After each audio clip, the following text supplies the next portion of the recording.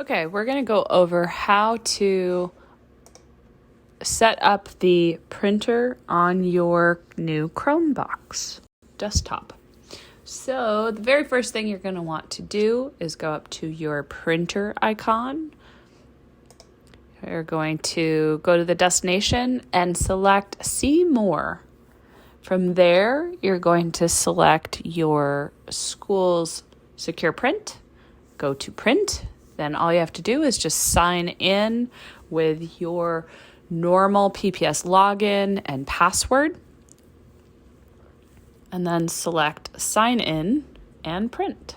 You'll only need to do this one time when you have your new Chromebox desktop set up, because from that point on it should remember the destination of your updated printer.